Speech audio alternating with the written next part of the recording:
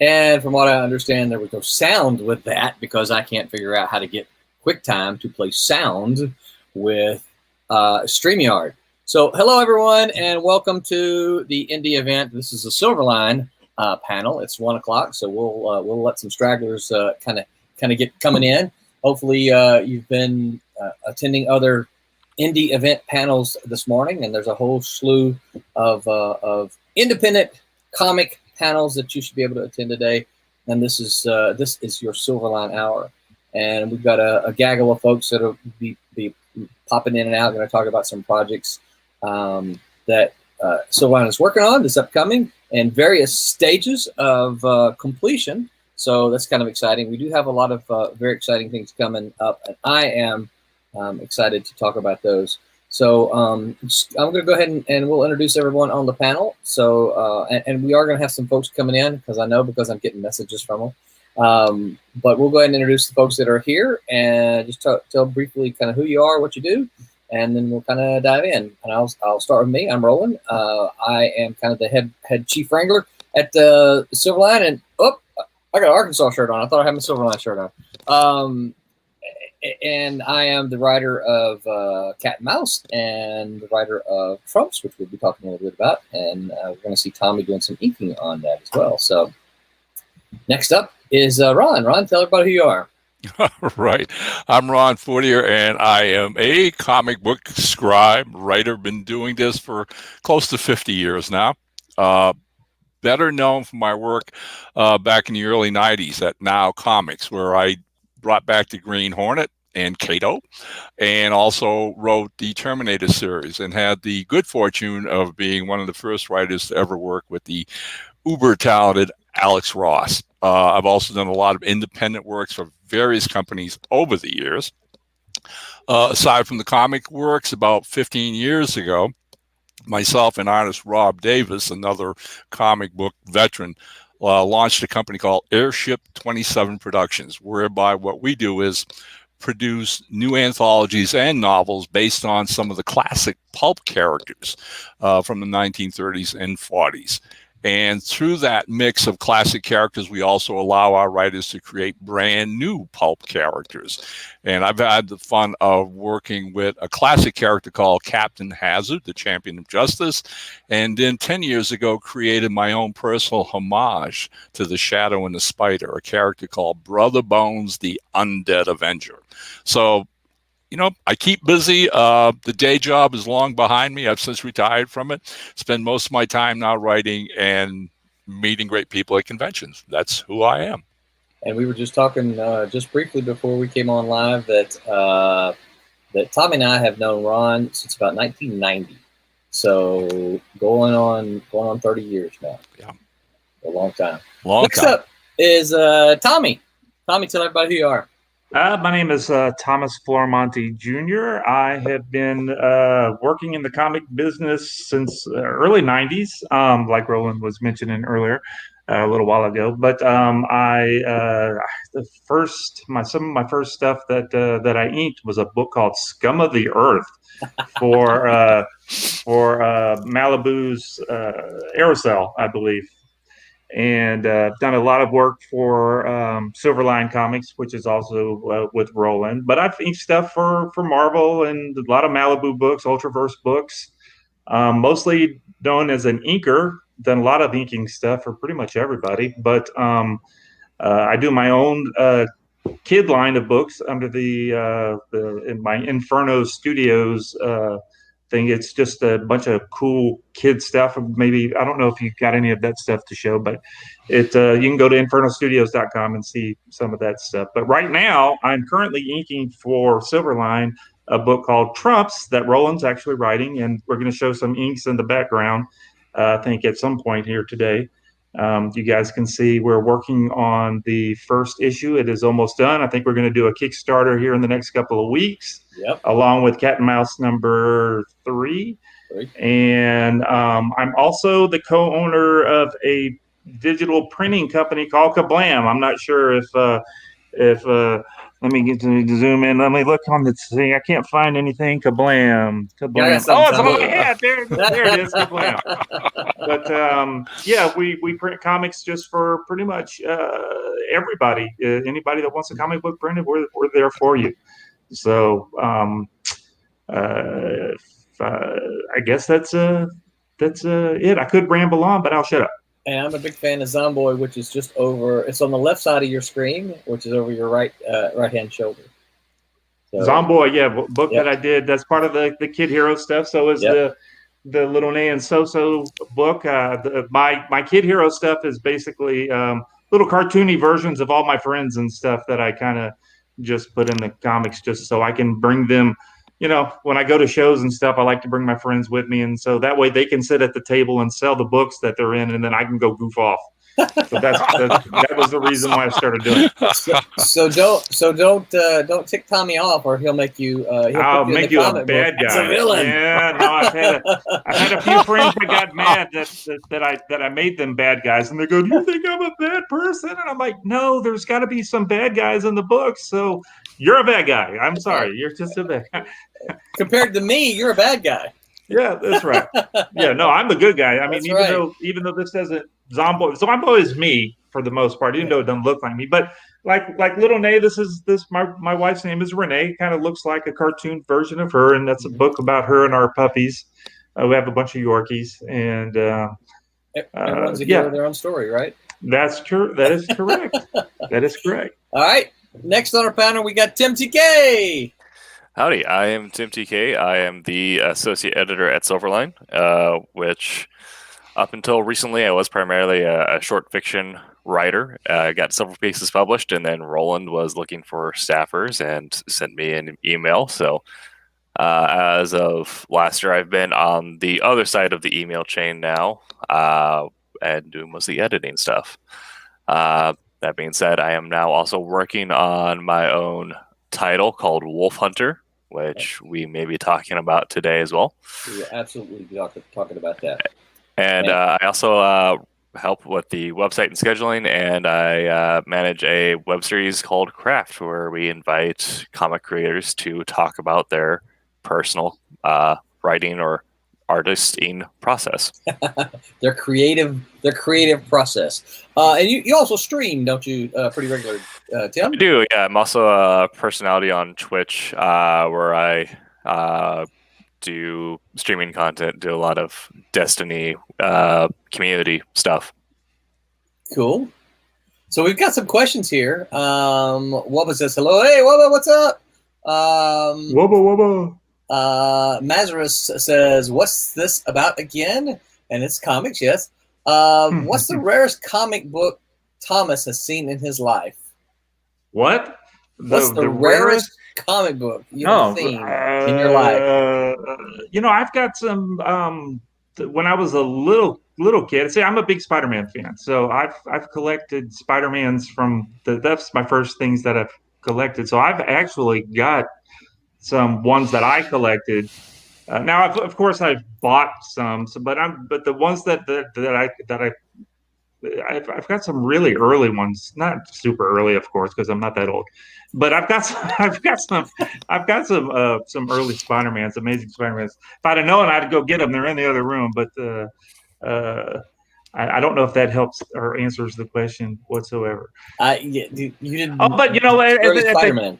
At the comic shows, I mean, you see all kind of at the conventions. You see all kind of stuff. Of course, I get drawn to the the Amazing Fantasies and stuff like that, and you see them all over the place. If I had a couple of grand, I'd buy every one of them. But have you ever held an Amazing Fantasy in your hand? Yeah, I pretended like I was going to buy one time, and they let me. Well, I didn't get to take it out of the thing, but I was like, oh, look, I got a comic. I don't have 15 grand. Here's this comic back. I told you the story. He didn't ask me, but I'm gonna talk about it. I told you the story of me going into the DC vault, right? Yes. No, but I know what you're talking about. Yeah. So DC has a vault, for those of you who don't know, that has like everything they've ever done, and up until the recent DC executions. That's not. Yeah. Well, that is kind of fair, isn't it? And all the DC firings. I had quite a few friends at DC. I still have friends there, but fewer now than before the DC firings. And I visited there after they moved to Burbank, and I'm not going to name names because I don't know how. I assume it was okay because they did it. But anyway, one of my friends said, "Hey, you want to see the vault?" I'm like, "Yeah." And so I got to go to the DC vault, and I got to hold the Action Comics and the Detective Comics. I got to see all those. Got to see the whole. And for those of you who don't know, Detective Comics is like the first Batman. Action Comics is Superman, and a whole host of other things. I walked out with some comics. They had a box there that they found a box of stuff from the 80s when they moved, and so they just had this huge tub, and he just kind of dug through there and gave me a handful of stuff. I came out with like the Atari Force little ash can thing from the 80s, which was fun. So I didn't come out with anything. They didn't have like Detective Comics, right? But they had stuff from the 80s that was just extras. But it was cool because I can say, I came out of the vault with some goodies. So here's another question. How do you compare old comics versus new gen comics and characters? What do you guys think?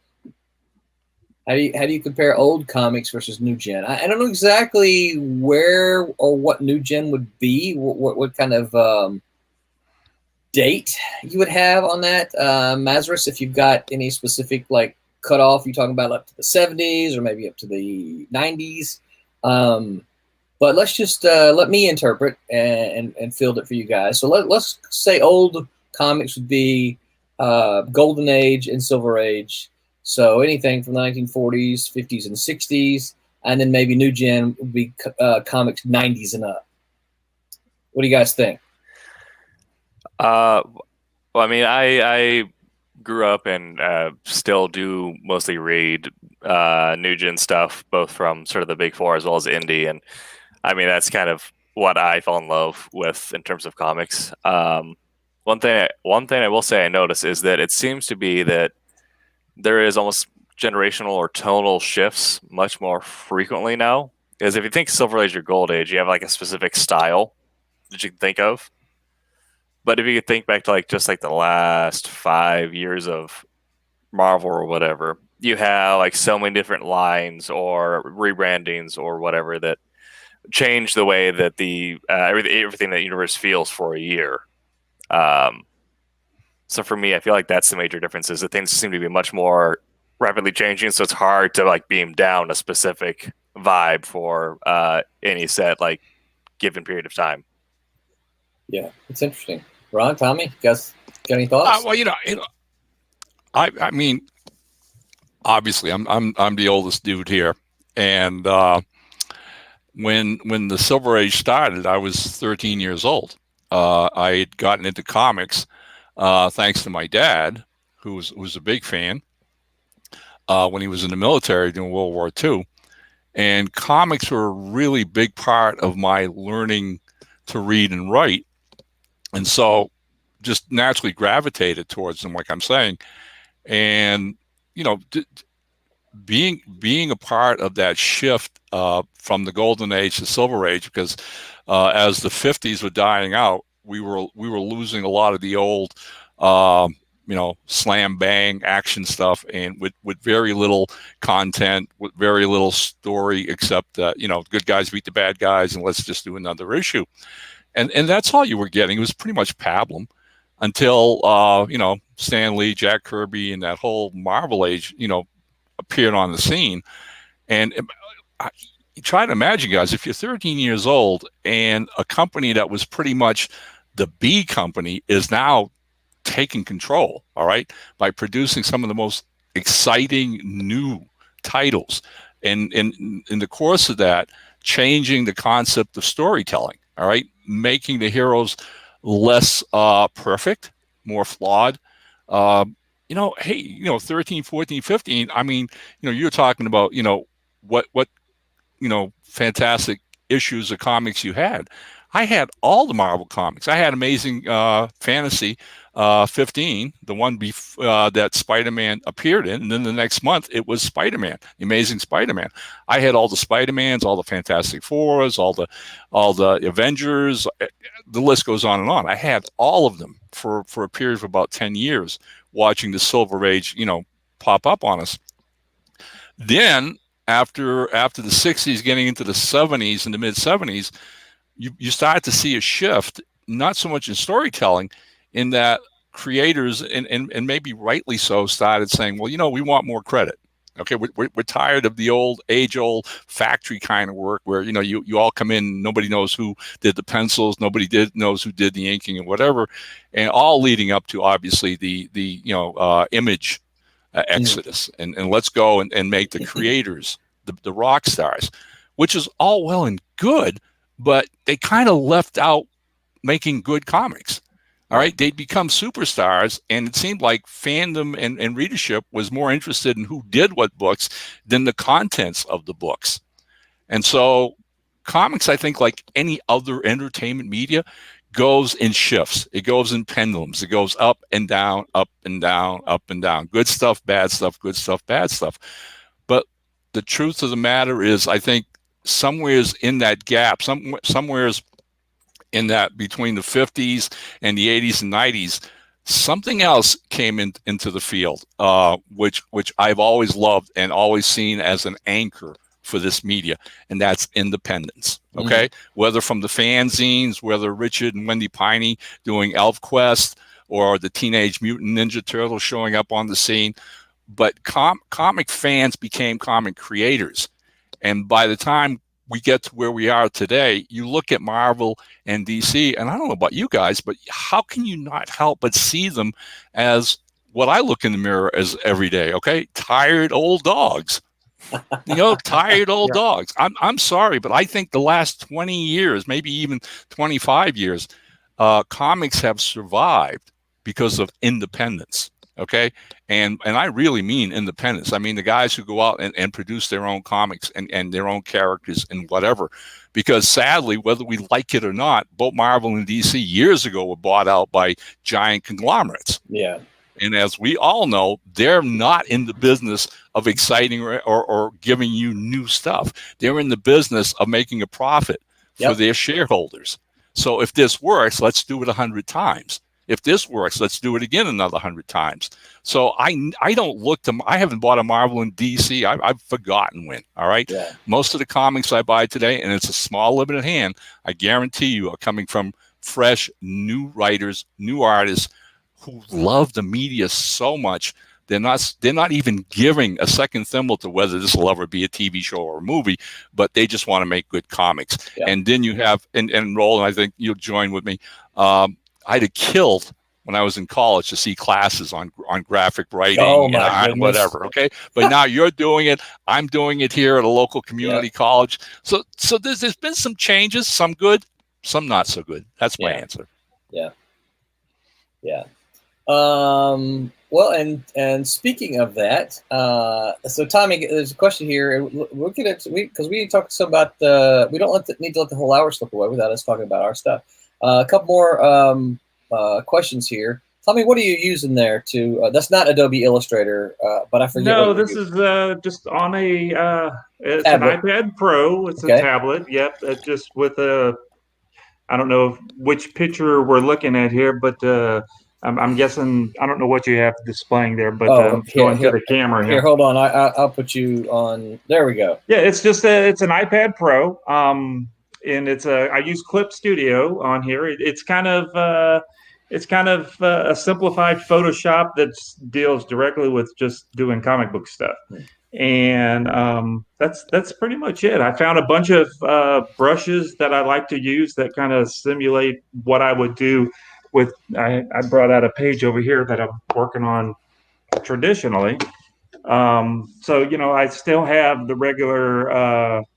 Brushwork and the quills and the tech pens and all that great stuff that you would normally ink a page on. But now I'm just doing. I really like doing the stuff digitally, not because it's any easier, but just because I can do this. I can ink, now anywhere. If I'm at the doctor's office, or if if I go on vacation or whatever, I don't have to haul all my inks around with me and all of the stuff that I need to do pages, and I can just scan the pages and do them in the on the iPad straight in here. So that's all that so this is the program I'm using is Clip Studio, but you can use Procreate.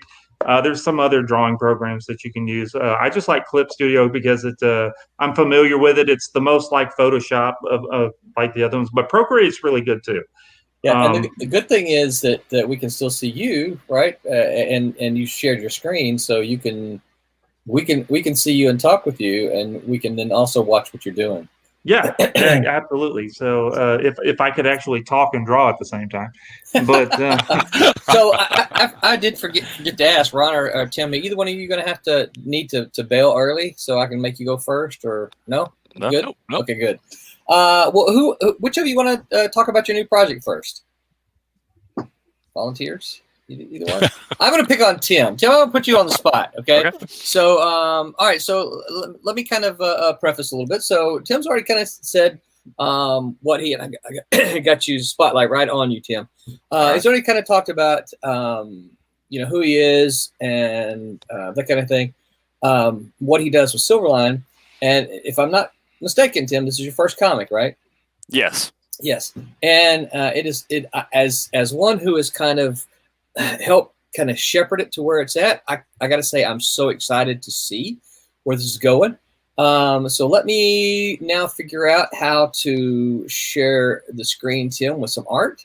Yeah, because I don't think I've seen any of it. No, you're going to be really super impressed here. This has been under wraps for a while. Yes. Let me. So I've got to figure out how to do this. So y'all bear with me just a second here. Quick look. I think that'll get it.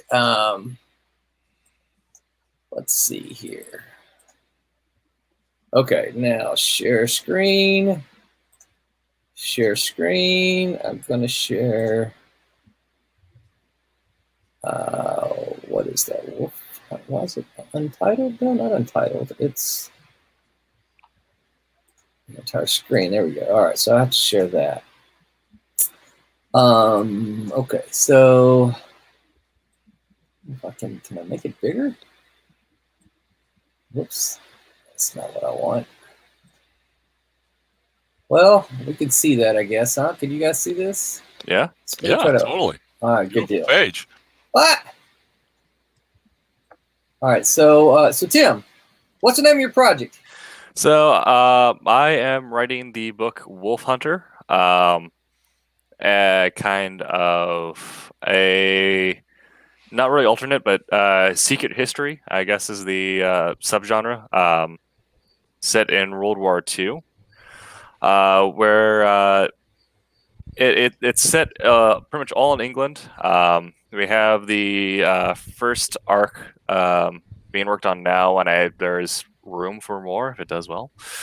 But it is based off of the sort of a conspiracy theory that got born out of actual history. I believe the number is a little fuzzy. I'm kind of at that point in my writing process where I unplug from my research and just focus on writing before I go back and correct errors.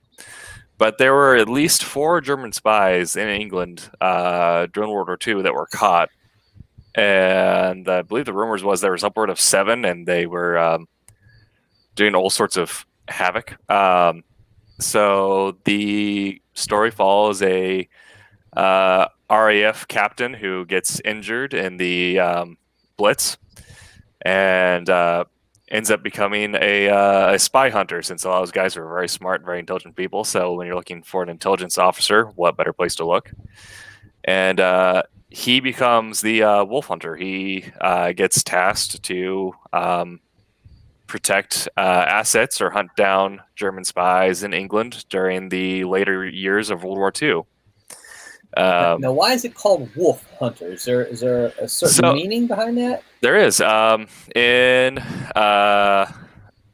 sort of comes from the German submariners at the time. They were known as wolf packs. German sub was a wolf, and they travel in packs, and they would prey on the convoys trying to ferry supplies between England and Canada and the U.S., as well as to France before France capitulated.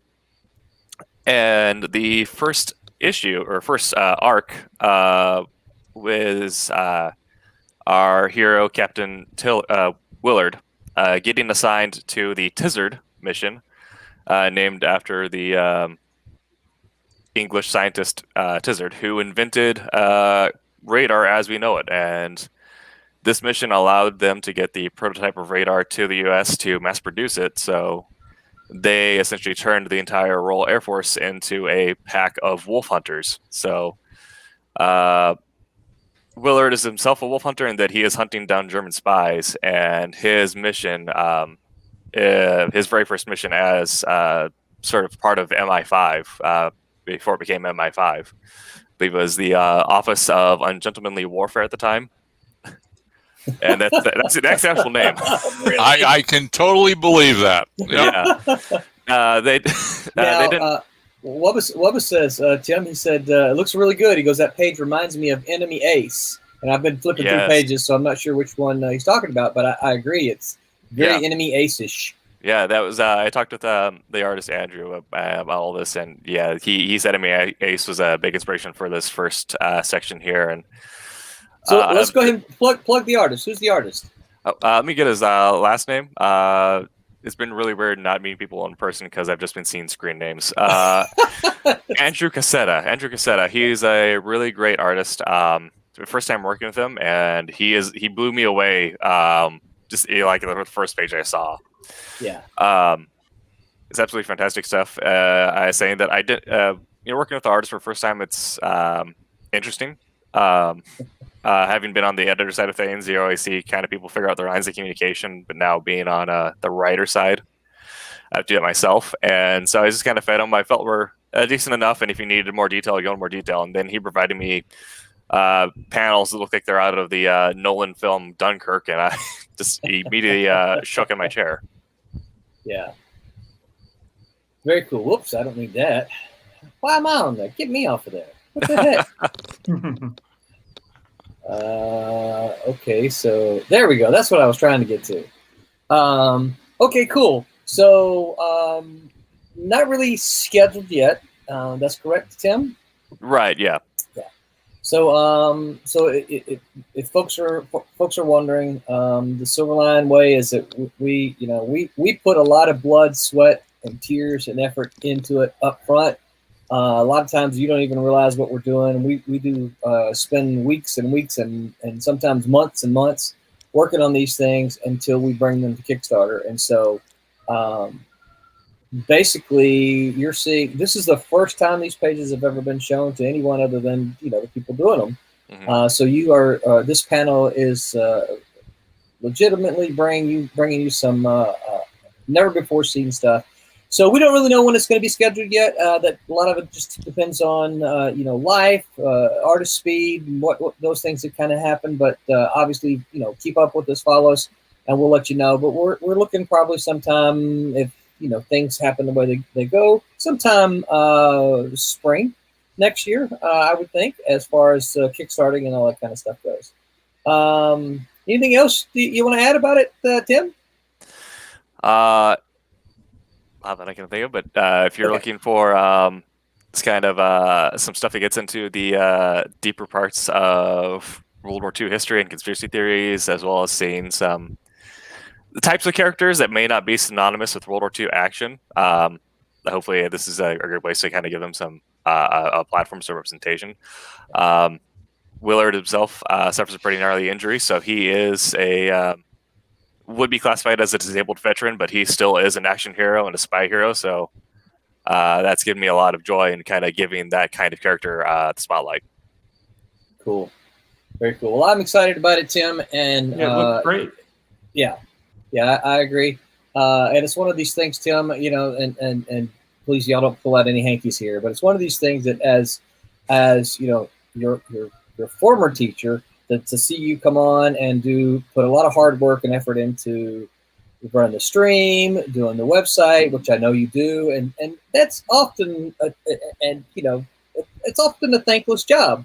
I am always thankful for it, and hopefully I let you know that. But it is one of these tasks that often go, kind of thankless. I am so excited to be able to see this happen for you.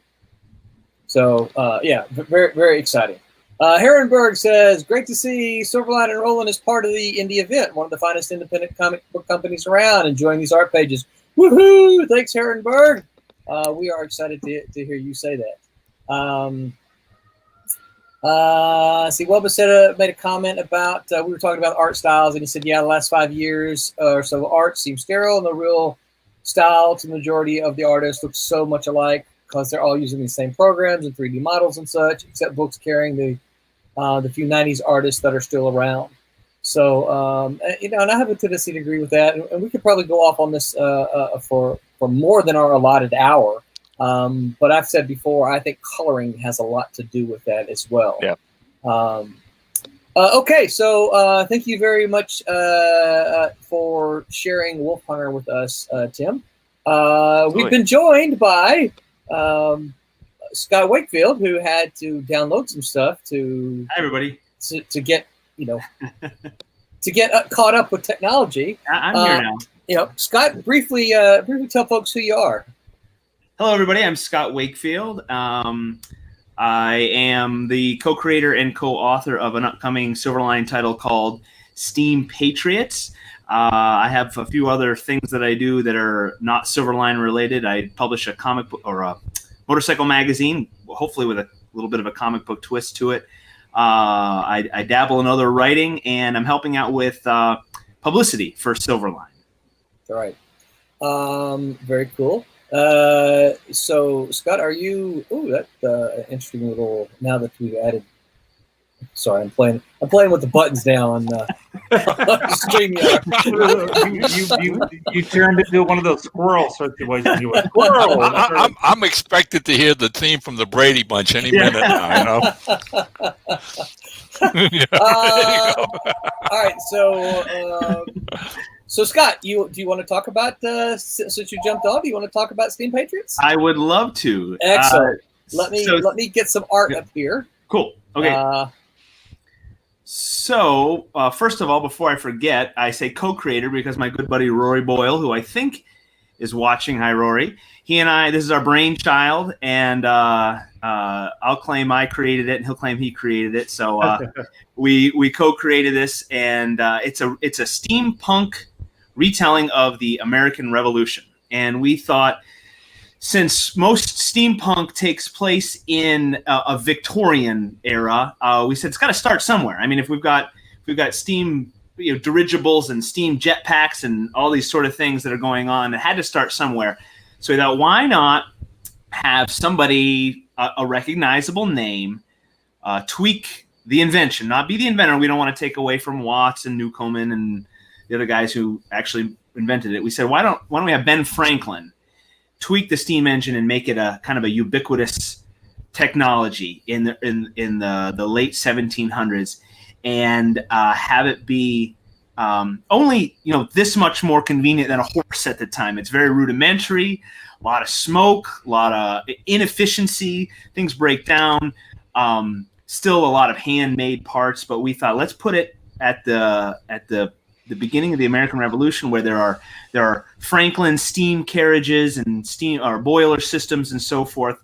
And we started the story. So this was 10 years ago where the kernel of this story started, and we've had many fits and starts and research, and we decided we'll start here, we'll start there, we'll have stories at sea, we'll have stories. And we narrowed it down to we're going to start our story at the Battle of Long Island, so August of 1776. And we wanted to follow real history for the most part. We didn't want to take away from real accomplishments of real people. So we created a fictional character, and he's going to be present, but not a magic schoolhouse kind of where he's at the signing of the Declaration, or he's the ringing of the Liberty Bell, and he's not going to be at all of that. He'll have his life, but he has a mind that can remember technical details. He can remember what he's seen, and he gets to see. This is kind of spoiler for all of you out there watching. He gets to see secret plans for an electrified or electrical weapon that Franklin is working on. And then this scene you're seeing right here, clearly it hits the fan right after he's privy to these plans. And he is kind of running for his life at the beginning of the battle. The British are moving across Manhattan, Brooklyn, Long Island. And you get a little teaser there. There's George Washington. We'll see him briefly. He'll reappear later. And I think you saw earlier a quick image of Ben Franklin. He's kind of a late reveal in issue number 1. Of course, he has his goggles. It's steampunk. We got to have somebody with goggles. There he is. So there's Felix is our protagonist. He's meeting Ben Franklin there. This is part of a larger page, and I didn't want to give all that away because there's some cool art. The artist, before I forget that, his name is David Mims. If he worked on another project, many other projects, but one that caught my eye was called Scrimshaw. And I love his art. There's a lot of expressiveness in it, and especially with people's faces. And there's that feeling of movement. And then I'm blown away by what he's created. So we've got it coming out in 4 parts. And if it's a success, just like Tim's story and so forth, hopefully it'll keep going. And my hope is that it will spawn a Steam Patriots world where we can have a nautical side, and we can have a Southern campaign, and we can France, and we'd love to have it go on through the Barbary pirates in the War of 1812, and continue the story, and have Felix, by the War of 1812, he's saying he's too old for this, and but he gets pulled back in. That's the hope. But right now, this is where we're starting. Yeah, that's nice. And I kind of, even though you were a late joiner, I kind of wanted to follow this up with Tim's, because these are 2 historical based works. And anybody who knows me knows that I'm a huge historical nut, which is part of the way I think Scott got me when we first started talking about this. And something I often will mention in my kind of introduction in my classes is that I was just about 2 semesters away from having a master's degree in American history. Yeah. So I absolutely love the stuff. We've got a bookshelf full of history books that I still go to and still read. Yes, they're actually paper. Yeah.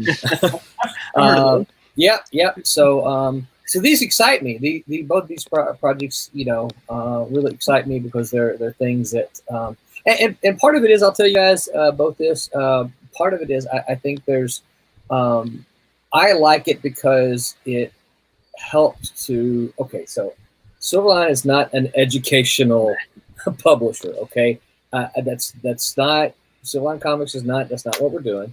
Now, who knows if Silverline Publishing decides to do some educational books, that's fine. But our comics, we're not educational comics. But when you can serve that dual function of introducing elements to American history, or World War II, which is American history as well, because we got involved, of just history, when you can introduce those elements and interest people in them and say, hey, that sounds interesting.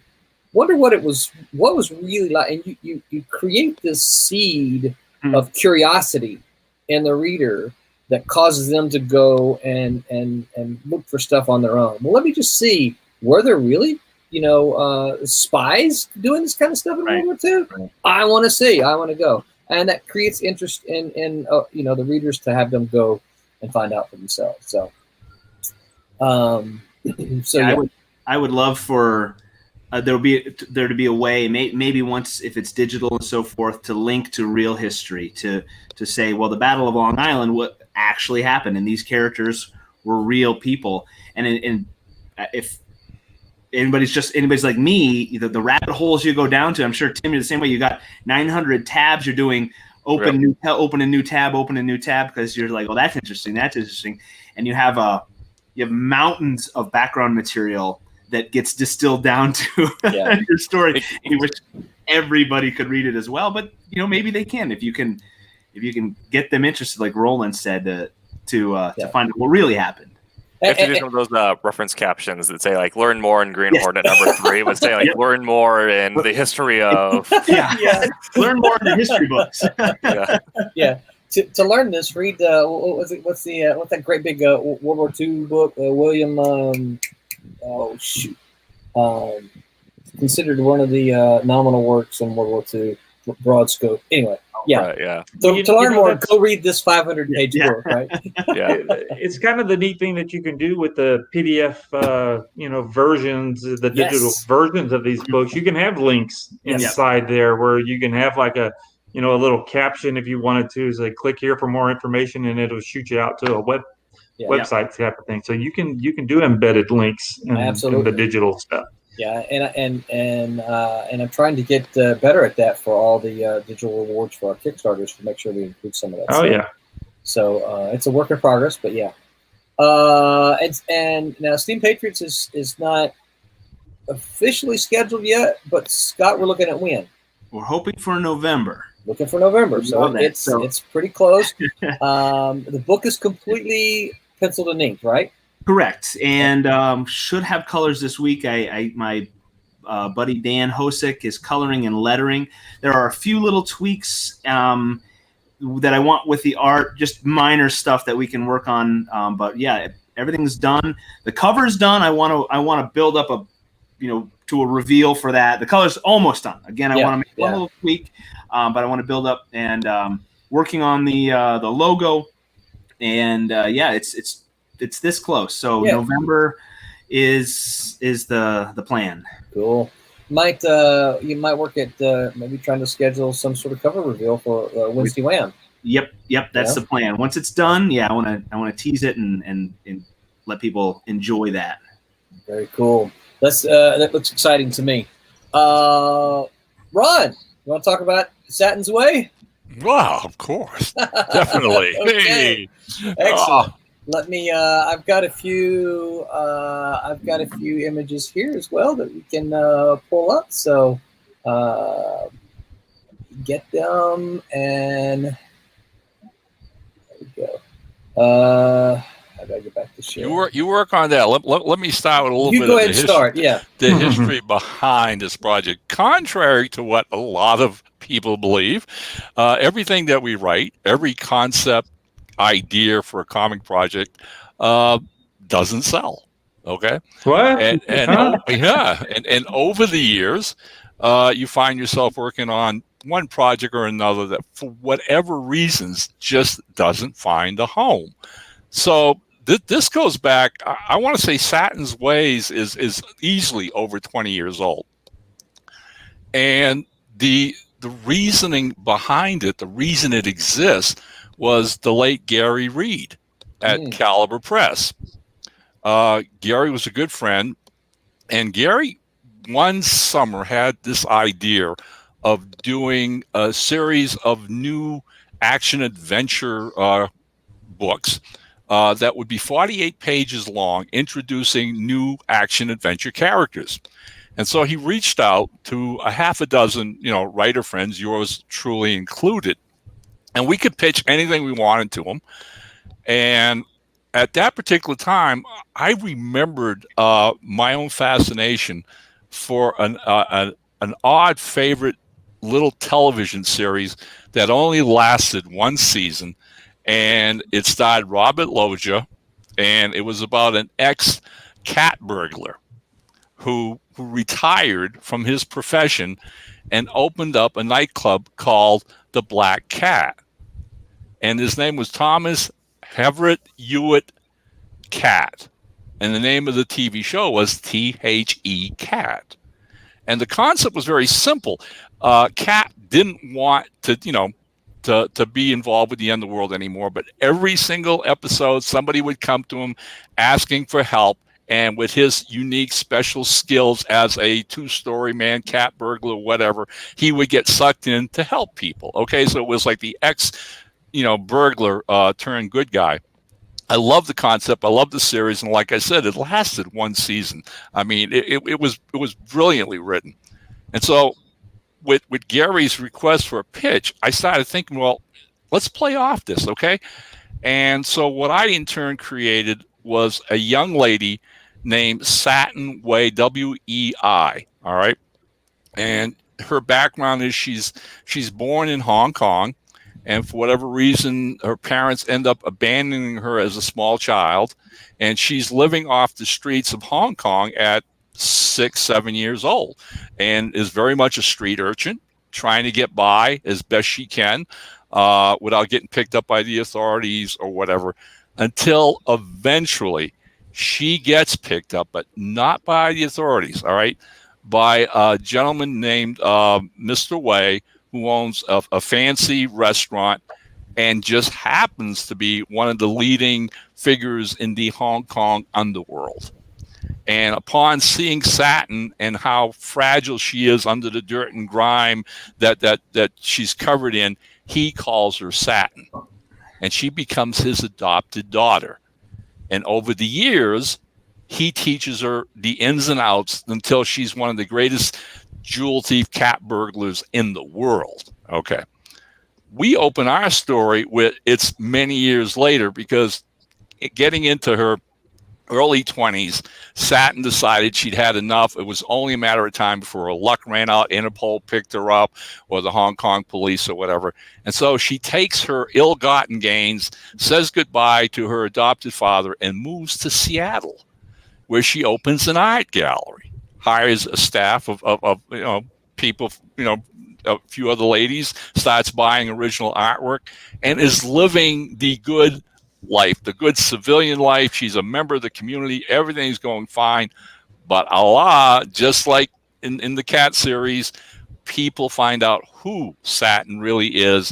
And as much as she'd like to stay out of doing illegal things or breaking into people's homes, there are always situations that arise. Okay.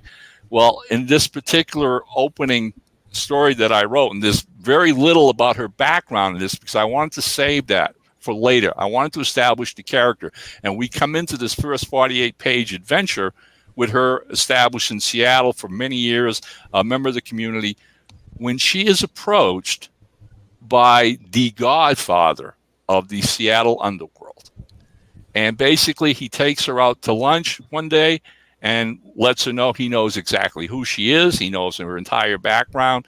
And if she wants to continue running her boutique and living her life as it is without any problems or involvement with him, then she will do one mission for him. At which point she says, who do you want me to, what do you want me to steal? Who do you want me to break into? And he looks at her and says, me. I want you to break into my mansion and steal an item from my safe. And that was the twist. I wanted a plot where, so why does the underworld need her to steal something from his own safe? What's that all about? And that's the basic. I wrote that 48-page script in maybe 2.5 weeks. And I had a blast with it. It was a lot of fun. There's a lot of stealth, a lot of action. The whole bit with the actual heist, her skills, et cetera, until the ultimate, you get to the back as to what she's stealing, what it's about, and maybe a nice little O. Henry twist at the end. Right. So I'm done. I finish it. Right. I finish it. only to get an email from Gary going, we changed our mind. We don't think this is going to work. We're not going to do it. Okie doke. So I'm stuck with this character that I love, and a story that I think is worth reading for fans would enjoy. So I started shipping it around. I started sending it to various people. I found a young South American artist at the time. The guy was he was an architect and doing some comic work on the side. His name was Gonzalo Martinez.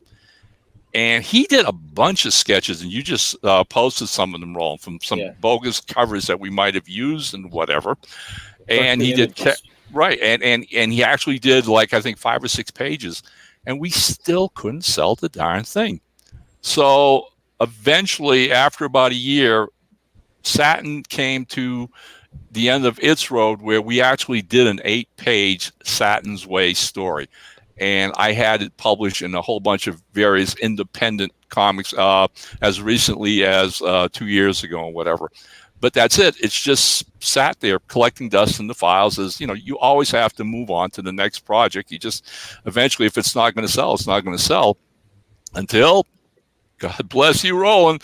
Roland comes knocking on my door a while back, a very short while back, and says, I'm looking for projects. I'm looking for characters. I have these super talented artists and I need to give them something. What do you got?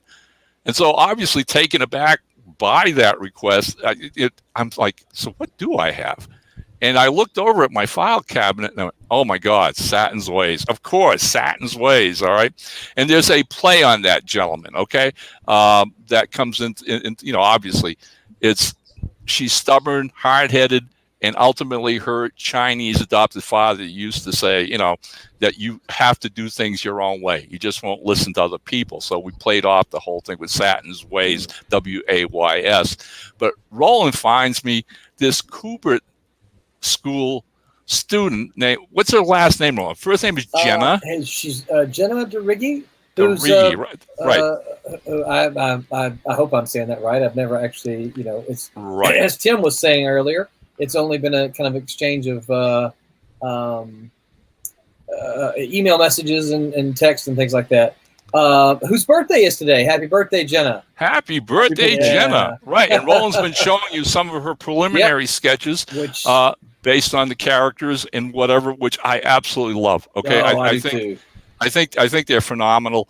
You know, when I was writing this, it was pretty much in that heyday we were talking about earlier about a lot of the characters and a lot of the good girl art that was very prevalent in American comics, so that all females had to be 6'3", you know, and have a 40-inch bust, and you know, where you go and fight crime in high heels and whatever. And I purposely, you know, wanted to create a, you know, the total antithesis of this, to show a real little Chinese young lady who's maybe just, you know, a little over 5 feet, slim, all right, and again, the perfect physique for being a thief, for getting in and out of people's homes and whatever, as a gymnast and whatever. So a lot of that plays into that original script. And our plans, when, you know, Roland heard the concept, he said, send me the script, and I did. And we both agreed that what we're going to do with Satin's Ways is break it up into 2 parts. Yeah. Which fits perfectly, okay? After page 24, you've got a really nice little cliffhanger ending, and we pick it up with the second half on the second book. And as I believe, Roland, Jenna is actually going to start drawing actual pages within the next few days. Yeah, that's my understanding as well. And I think this concept art that she has here, the character sketches and designs, they're just fantastic. And I think she's going to breathe really, really nice life into this. Well, I let me publicly thank you for taking this on. Again, when all us writers have these children that are locked away in files, and when we can bring them out into the light and get them born, thank you, sir. I owe you big time. Well, you know, and of course, Ron, you and I have known each other for a long time, but this fits at exactly what has always been the Silverline Comics motto, is that, hey, we want to make fun comics, and this is one of those that is a fun comic. And so I'm excited to see what Jenna's going to do. Herrenberg says, sounds like a great movie script, calling for a Lucy Liu type in the lead. There you go. All right. So we've got just a few more minutes here. Tommy, let's see. You're still sharing there. Still inking away. Yeah. So Tommy's been inking on a project called Trumps that I know he mentioned early in the stream. We are planning to kickstart in just a matter of a couple of weeks. We're going to kickstart that. As you know, the last Silverline is producing so many books. This is a good thing, right? Silverline is producing so many books that we can't afford to kickstart one at a time, because there's not enough months for us. We would have books just piling up and waiting. Again, that's a good thing. That's a good problem, and I like that problem. So we're having to do 2 at a time, and the next one, like I said, in a few weeks, is going to be Cat and Mouse issue number 3. as well as Trump's Book 1. And Trump's Book 1 is actually a 48 pager. So you're going to get the big one. The big one. You're going to get a big one for it. So we're kickstarting essentially what, 40, 50, 60? I can't do math. 60, 48, 58, 68, almost 70 pages of story and art in September. Wow. So a lot of stuff. So I've got I do have a couple of oh, there we go. Oh no, I'm sharing Tommy, so you can't see. Let me there we go. So here's some images. Cool. Yep, here's some images for Trumps that this was drawn by Anthony Pereira, inked by Tommy, and colored by Sid Van Blue. These pages you're going to see are from the first half of the book, essentially. All lettered, colored, ready to go. We're still busy working on the second half, but things are looking fantastic.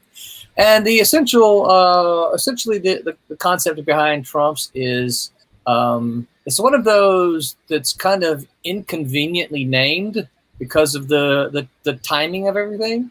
But Trumps is my family and I, we play a lot of cards. Okay. And when you play cards, you often have various games. You have a suit that is trumps. That is the suit that has the power in that round of cards, and that's essentially the concept that trumps the comic book is that there are 4 kingdoms: hearts, diamonds, spades, and clubs, and only one of them can hold the seat of power. Unfortunately, when you have 4 kingdoms, they're vying for that seat of power, so there's going to be conflict. And that is exactly what it is. There are 4 kingdoms that are in conflict with one another to hold the seat of power. And those who hold the seat of power are called trumps. So very excited about that. Lots of very cool art in this. As you can see, when I first told somebody about it, they like, so all of them are going to be these little flat, like Alice in Wonderland, you know, I'm a little playing. I'm like, no, that's not it at all. It's like Alice. It's because the little figures are going. Yeah, no. And because we've only got a few minutes. That's what I was inking this entire time. Yes, that's what Tommy. Yeah. So I've been inking the wrong book. Tommy, I'm actually going to sneak peek the other thing that we've been working on. Alrighty. With Pete. So we've got another one that we're working on, and it's kind of it's more like Tim's project. It's not really on the schedule yet because we're still in the early pages, but this one's being drawn by Peter Clinton, and he is doing a fantastic job. It features a character that regular Silverline readers have seen before. He appeared in the very first series of Cat and Mouse, character called Champion. He appeared in Demon's Tales, and he appeared in Silverstorm, the miniseries Silverstorm. But now he's getting his own story, and these are pencils by Pete Clinton. The series is unnamed yet because we're kind of calling it Champion and Miss Fury, but I don't like that as a title necessarily. I'm calling it Champ Fury. Champ Fury. Yeah, so that's what I'm going. So we've got to come up with a title, but these are pages by Peter Clinton, and they are fantastic. Tommy's inking them, so you know they're also going to look gorgeous.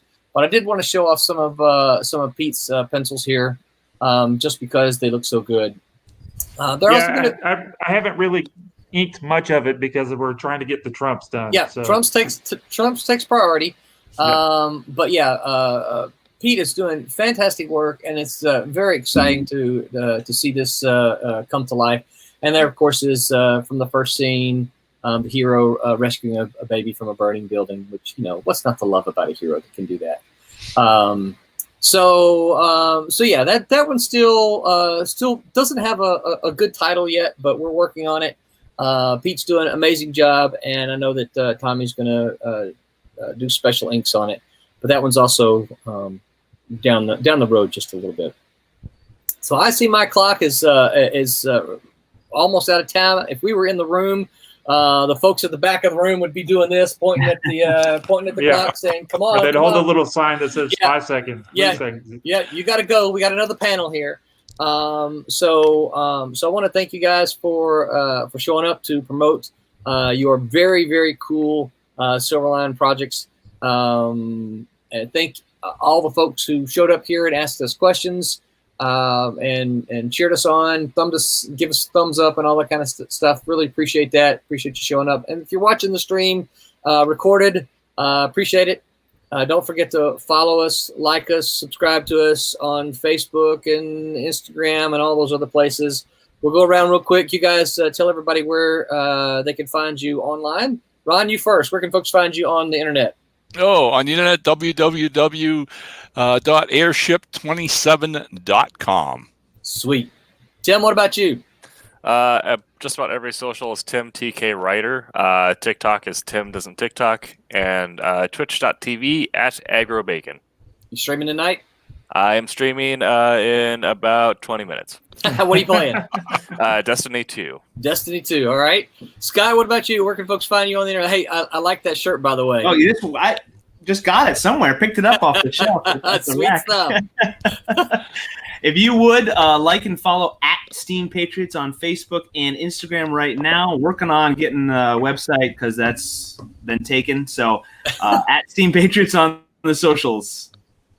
Please and Tommy, thank what you. about you? Actually, Geek Insider said, such a great hour. We appreciate you at Silverline. Next time we need more time. Thank you so much, Geek Insider. We really appreciate it. Thomas Florimonte, FLORIMONTE, pretty much on all the social stuff. You can also find more about me at infernostudios.com. And Inferno Studios is your is my personal website. That's your personal website. Yeah. And I'm Roland Man. You can find me Roland Man on Facebook, Man Roland on Twitter, which I don't tweet that much, but I'm there.